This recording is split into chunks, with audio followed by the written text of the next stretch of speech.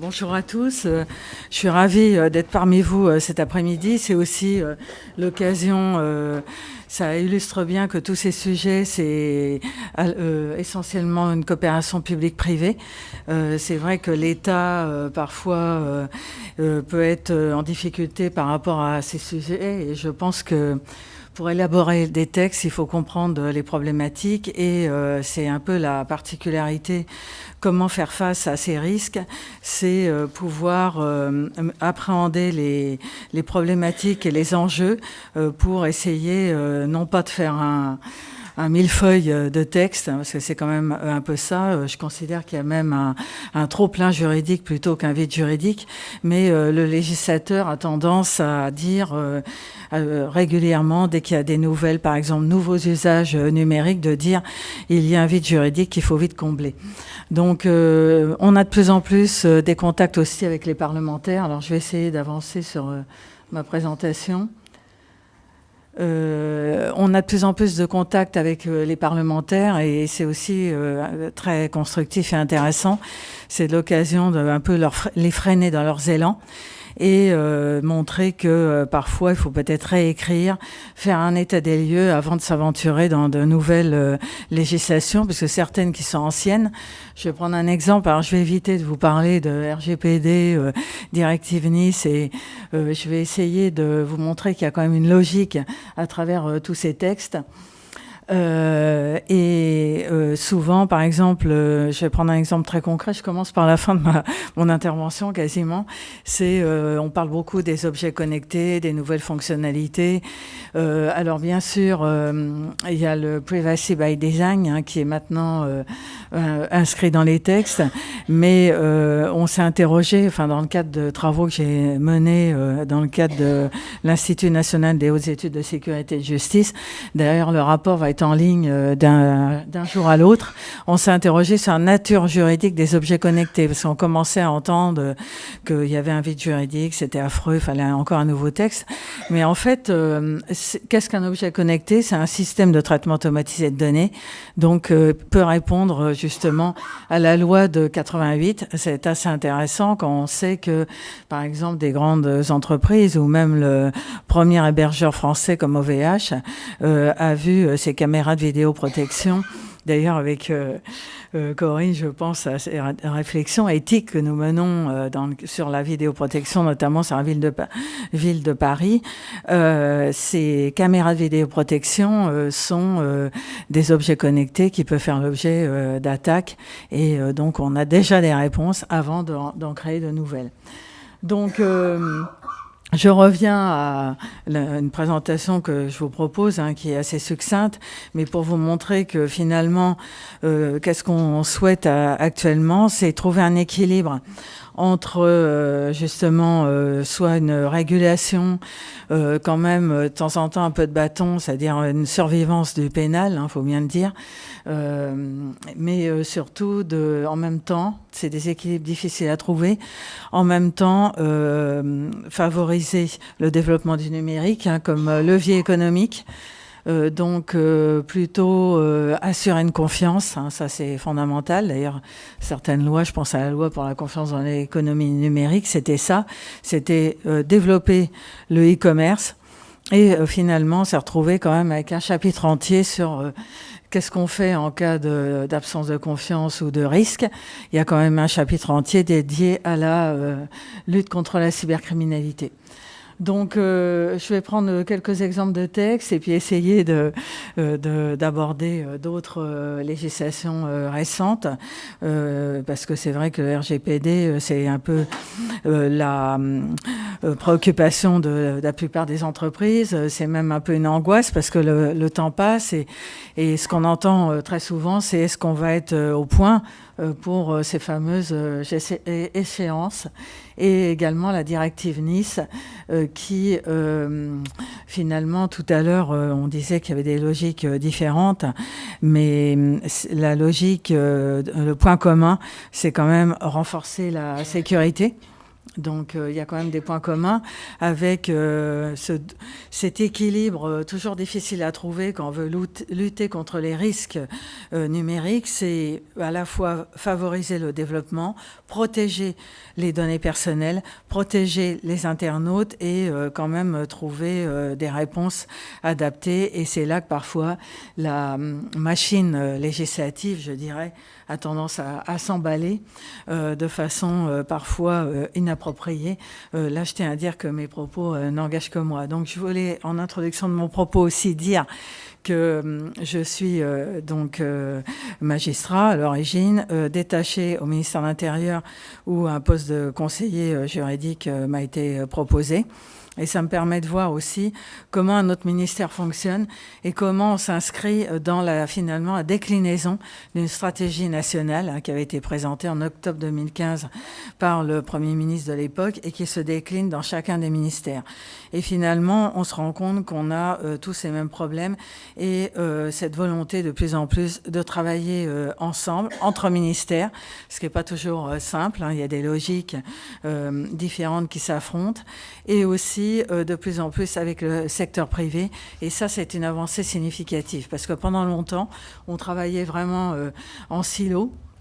Et finalement, le législateur finissait par créer des textes sans pour autant connaître l'entreprise ou le secteur privé. Donc, je reviens rapidement à ma présentation. On a beaucoup parlé de cette loi pour la République numérique, l'ouverture des données. C'est une loi assez déclarative, mais qui est tout à fait assez intéressante. Il y a un double mouvement, à la fois donc des lois déclaratives qui actent finalement, je dirais, des évolutions sur le numérique. Je pense par exemple que nous dit la loi pour la République numérique. Elle affirme le principe, par exemple, de la loyauté des plateformes. Ce qui est assez amusant, c'est que finalement, c'est dans une loi, donc a priori du juridique, et on nous sort un terme, une terminologie, quand on parle de loyauté, c'est plutôt à connotation morale. Donc, on fait du déclaratif sans sanction. On avait essayé, d'ailleurs,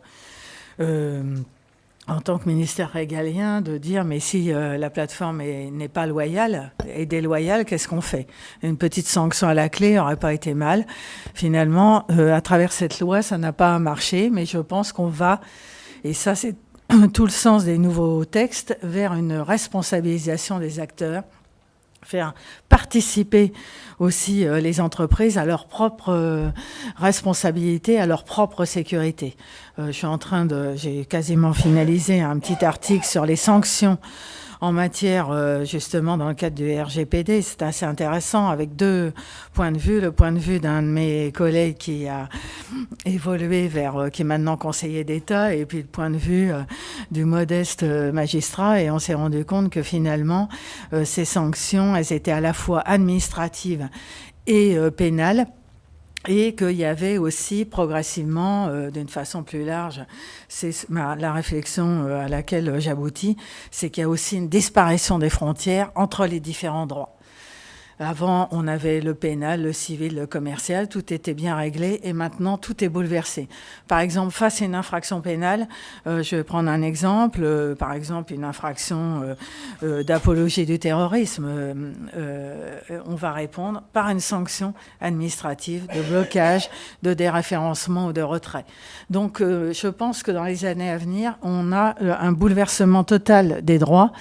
Et évidemment, ça a été évoqué, la plupart du temps, évidemment, le droit pénal était régalien en fonction d'une souveraineté étatique et de plus en plus, et dans l'influence européenne, voire internationale, avec des directives qu'il convient de transposer. C'est le cas de la directive Nice, bien avancée. Il y a un projet de texte, une étude d'impact. C'est un texte transposé par l'ANSSI et des règlements qui, eux aussi, a priori, sont d'application immédiate, mais qui nécessitent des petits calages. C'est le cas du RGPD, puisqu'il y a un projet de texte.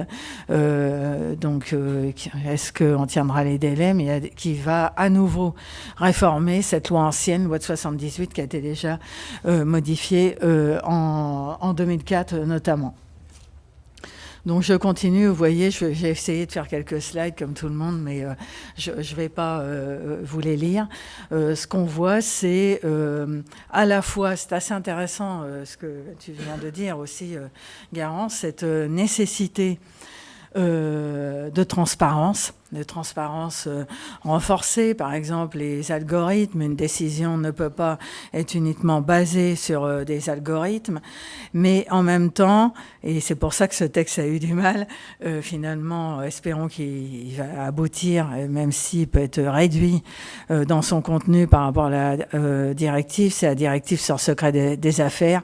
J'ai eu l'occasion de diriger des sessions de formation sur l'intelligence économique, le secret des affaires, et à chaque fois, d'ailleurs, le pauvre, notamment Bernard Carayon, a renoncé à participer à ces sessions, totalement découragé, mais le sujet est revenu, mais c'est trouvé un équilibre très fragile entre cette transparence et malgré tout la nécessité de se protéger sur le plan économique, et je pense peut-être qu'on réagit assez tard sur ce plan, parce que ça fait quand même des années, il y avait eu donc un amendement, le texte était bien parti, et il y a eu quand même du lobbying, il faut bien le dire, pour en particulier venant de lanceurs d'alerte et de journalistes qui ont dit attention, si on adopte le secret des affaires, on va vous cacher plein de choses au niveau de l'entreprise, des choses horribles.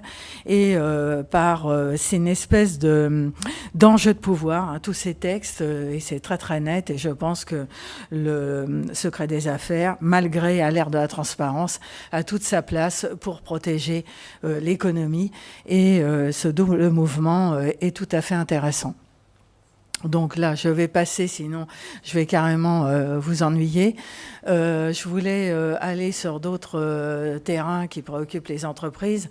C'est le développement, je dirais, une surface d'attaque qui s'est étendue. C'est l'apparition de notamment tous ces objets connectés, ces objets qui viennent de l'extérieur et qui arrivent dans le monde de l'entreprise et qui sont au cœur de différents droits. Là aussi, disparition des frontières, hein, droit de la consommation, droit des contrats, bien évidemment. Essayer de sécuriser le maximum, c'est d'actualité quand on entend parler de cette fameuse poupée espionne. Hein, cette semaine, ça a été vraiment, c'est un objet connecté finalement, mais qui est capable d'espionner ce qui se passe au sein d'une sphère privée finalement. Et je pense que les objets connectés, c'est un bon exemple de nouvelles fonctionnalités du numérique à la charnière de plusieurs droits. Bien évidemment, s'ils sont attaqués, on peut considérer que c'est des systèmes de traitement automatisé de données, donc des réponses pénales existent, et en même temps, évidemment, la nécessité de protéger avec ces règles largement affirmées clairement, par exemple de privacy by design, dès la conception, le créateur, le concepteur va sécuriser ces objets. Donc là aussi, je ne vais pas vous ennuyer avec cette directive Nice, hein, qui est tout à fait intéressante, qui concerne les organismes de services essentiels. Alors finalement, c'est beaucoup plus large que les OIV, bien évidemment, mais certains ont réussi à y échapper. Je pense par exemple aux réseaux sociaux, hein, qui ne seront pas soumis à cette directive Nice. Hein. Donc c'est assez, ça a été dit de façon assez discrète. On verra par la suite. Les réseaux sociaux maintenant ont un statut de responsabilité atténué d'hébergeurs, mais je pense qu'à l'avenir, à un moment donné, on avait parlé aussi d'une LCEN 2. Madame Axelle Lemaire a souhaité sa propre loi, mais je pense que tôt ou tard, il y a quand même de nouveaux acteurs qui surgissent sur la scène numérique, hein, de plus en plus. C'est tous ces moteurs de recherche, ces acteurs. Au niveau aussi financier, c'est un domaine extrêmement intéressant et bouillonnant. Il y a tous ces fintech, hein, donc il y a d'autres textes, j'aurais pas le temps d'en parler, mais des directives aussi qui imposent aux banques, aux classes, aux acteurs classiques de la finance d'ouvrir leurs données, hein, donc ça suscite aussi des angoisses de la part de l'univers classique, par exemple le monde bancaire, et je pense qu'il y aura progressivement des calages et de nouvelles réglementations. Et je pense, alors je vais prendre quelques exemples, mais avant de créer de nouveaux textes, regardons véritablement ce qui se fait. Je prendrai un exemple parce que bien évidemment, là, on parle des aspects économiques, des aspects des acteurs, mais il y a aussi les réponses à apporter en cas de, par exemple, de cyberattaque. Hein, c'est une réalité, une accélération. Cette année, on a eu des cyberattaques avec de plus en plus, d'ailleurs, des entreprises qui osent déposer plainte. Hein. Donc, on est sur des évolutions. L'intégration, par exemple, dans la législation de l'officialisation de démarches qui sont en cours d'expérimentation. Je veux parler non pas de la pré-plainte, mais par exemple de la plainte en ligne. Donc, ça va nécessiter un petit calage juridique. D'une meilleure information, il faut dédramatiser cette étape de plainte. Donc, il y a aussi un site, une plateforme qui a été créée, cybermalveillance.gouv.fr, qui a été créée à l'initiative de l'ANSSI et du ministère de l'Intérieur. C'est informer les entreprises et également les particuliers pour finalement quelle est la palette de réponses à leur disposition. Donc bien évidemment, il y a les textes, mais il y a leur mise en œuvre et l'accompagnement qui doit être fait face à ces textes. Et je pense que de nouvelles réponses vont se faire jour. Bon, bien sûr, certaines... alors, il y a ces problèmes d'atteinte à les réputations, mais de plus en plus, dans grosses entreprises et non des moindres, ont déposé plainte et c'est pas pour autant que leur réputation est complètement anéantie. Je voudrais dire aussi quelques mots. Alors là, celui-là, on n'en a pas trop parlé. Ouf, je peux parler de ce nouveau texte qui a été présenté par la Commission européenne le 13 septembre dernier, qui est assez intéressant, et on se rend compte que c'est à la fois des mesures organisationnelles contestées. Hein. Je pense que l'ENISA, on a une vision assez lointaine de l'ENISA. Hein. C'est un acteur qui prend du recul. Mais le Sénat a d'ailleurs réagi assez vigoureusement par rapport à la présentation de ce paquet cyber. Puis bon, il y a l'Agence nationale, il se passe déjà beaucoup de choses. Je pense qu'il faut mutualiser et peut-être avoir une vision maintenant européenne et internationale, mais ça ne doit pas être au détriment d'agences nationales. Ce qui est prévu aussi, c'est la création d'un label européen pour les entreprises. Là aussi, on va vers aussi le rôle accru de la normalisation.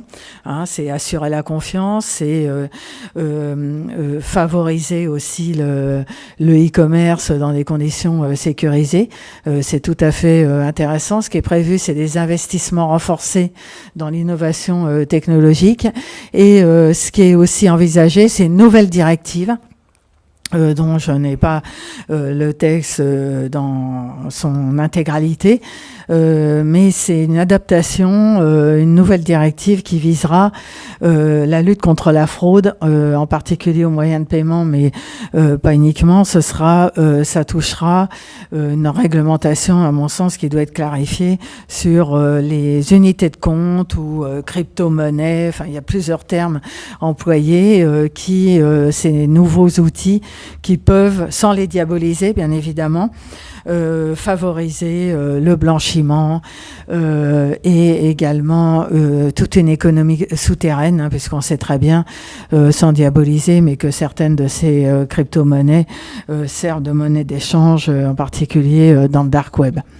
Donc voilà ce que je voulais indiquer. C'est un savant équilibre entre favoriser le numérique et ses nouvelles fonctionnalités pour développer le e-commerce, des nouvelles activités, et en même temps les réguler dans la mesure du possible et voire les réglementer Et c'est un équilibre qui est pas facile à trouver, puisque même au sein de l'État, il y a des logiques assez différentes. Hein. Par exemple, secrétariat d'État au numérique, très favorable à une régulation sans véritablement réglementation, et subsidiairement, mais avec timidité, envisager des sanctions.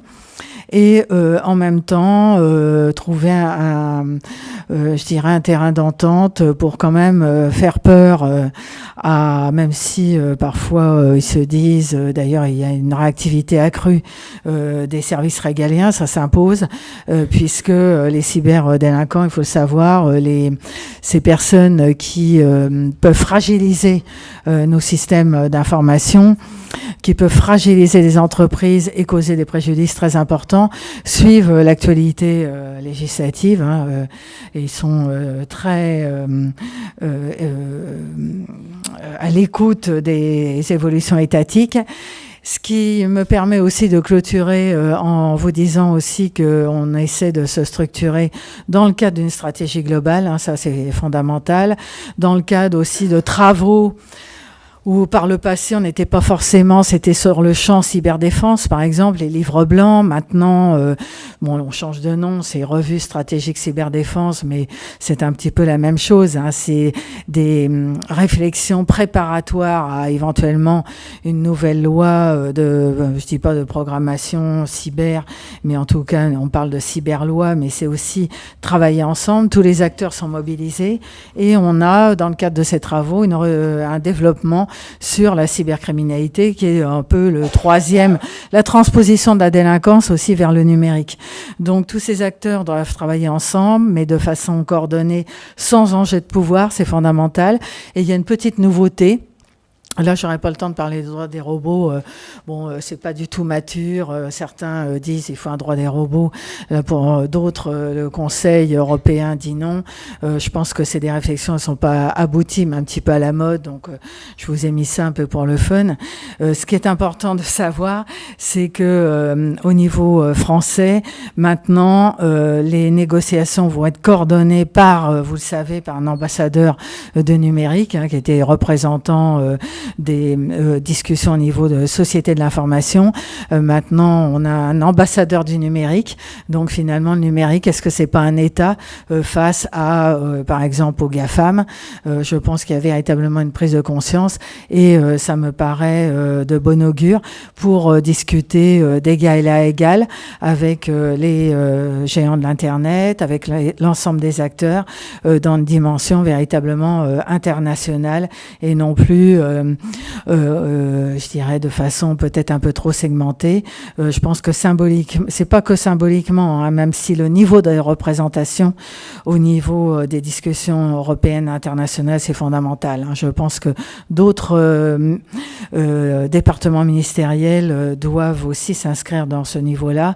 C'est vrai que quand vous allez dans des discussions européennes et que vous envoyez un rédacteur, ça n'a pas la même portée qu'un ambassadeur. Donc voilà, mon propos peut paraître un peu décousu, mais je pense qu'on travaille tous ensemble, public, privé, et j'apprends beaucoup aussi à travers ces échanges, hein, que ce soit Cyberlais, Exclusif, l'ensemble de ces réflexions dans ces associations au think tank. Je pense que ça nous donne des idées pour faire après, modestement, faire passer des messages auprès en particulier de nos parlementaires qui ont ce réflexe un peu trop rapide de vide juridique et il y a un trou dans la raquette. C'est un peu agaçant. Il n'y a pas de trou, il y a une réadaptation de certains textes. Je pense que c'est tout à fait fondamental. Je terminerai par un exemple typique. On avait dit au moment de la géolocalisation, alors que nous sommes tous géolocalisés, hein, tant et plus, à des fins économiques, hein, qu'il y avait un vide juridique suite à une décision de la Cour de justice, parce qu'on a ce regard aussi des cours, des décisions européennes et internationales. Hein, je pense demain à une réunion sur sur la jurisprudence Microsoft, mais aussi ces cours européennes qui parfois ne mesurent pas tous les enjeux, les fonctionnalités, et ce qu'avait été le cas pour la géolocalisation, en disant vide juridique, etc. Et on a, je ne l'ai pas marqué, mais une loi de 2014, de mars 2014, encadrant très strictement la géolocalisation pour éviter justement la surveillance des citoyens. Donc, c'est extrêmement encadré, l'utilisation de la géolocalisation dans un cadre pénal. Et si on avait regardé l'existant, on avait un texte de 2004 sur la surveillance qui, d'ailleurs, j'avais demandé à un de mes collègues qui avait pris l'exemple de la balise pour illustrer cette loi de 2004, prévoyant la surveillance. Et je lui ai dit, mais maintenant, la surveillance, après cette loi de 2014, ah bah oui, c'est la surveillance. C'est, par exemple, le policier qui court après le voleur. Donc, vous voyez, je pense qu'il aura fallu réécrire ce texte sur la surveillance, peut-être le préciser. Et finalement, on a créé un texte très réducteur qui est limité à la géolocalisation en temps réel et non pas le bornage, c'est-à-dire la géolocalisation a posteriori. Et finalement, par exemple, je termine là-dessus parce que je serai intarissable sur le sujet, parfois les ministères régaliens sont un petit peu frileux. Et par exemple, une géolocalisation commencée sur le territoire national, où la plupart de nos délinquants circulent maintenant, se déplacent à travers le monde. Et là, en fait, si une géolocalisation initiée sur le territoire français se poursuit, enfin les délinquants passent dans d'autres pays. Une circulaire a osé dire, c'est un peu risible même, qu'il fallait attendre que le délinquant revienne sur le territoire national pour reprendre la géolocalisation. Voilà. J'arrête, parfois je fais du mauvais esprit, mais bon, je vous remercie de votre attention et je répondrai volontiers à vos questions.